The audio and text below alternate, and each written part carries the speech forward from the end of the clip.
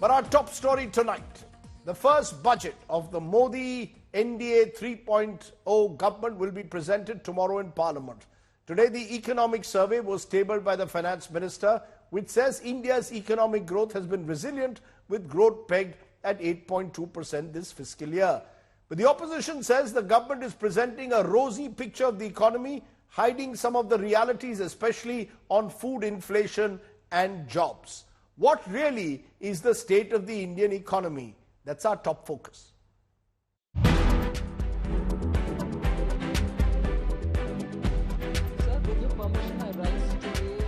Finance Minister Nirmala Sitharaman tabled the economic survey on Monday. The survey, which pegged growth at 8.2% in fiscal year 2024, says the economy is on strong wicket and stable footing. The GDP in financial year 2024 was 20% higher than in financial year 2020, when the pandemic hit, a feat accomplished by only a few countries. The survey pegs financial year 2025 growth estimate at 6.5 to 7%, down from 7.2%. It says India will become the third largest economy by 2030, but lists the challenge in building manufacturing base. The survey says it may not be prudent to think India can take up slack from China, vacating certain spaces in manufacturing.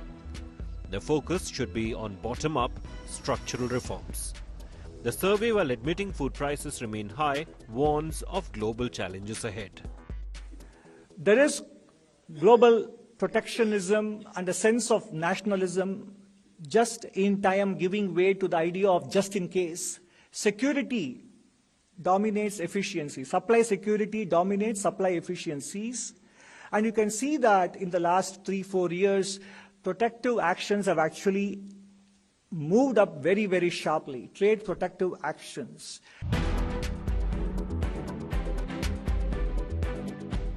The economic survey dwells on the jobs challenge in considerable detail.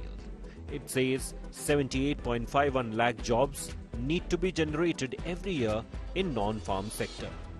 65% of India's population is under 35. Only 51.25% of the country's youth is deemed employable. The survey specifically points out that new technologies like artificial intelligence will alter the jobs scenario massively. The impact of AI is still not very well understood across the world. While the GCC kind of jobs may not be very easily affected in the near term, some of the business process outsourcing jobs may be affected, which AI can very easily done. Medical transcript reading, image creation, animation, etc. can be easily taken over. So India may have a slight short-term negative impact followed by a medium-term positive impact. Therefore, it is necessary for the Indian corporate sector, both information technology and non-IT sector, to find the right balance between deployment of technology and deployment of labor.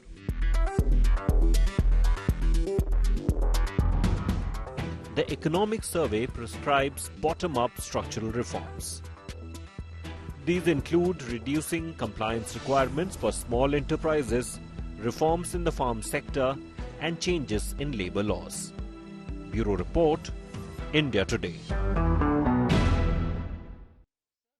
Let's raise the big questions on that economic survey. Is India now better off than other large economies?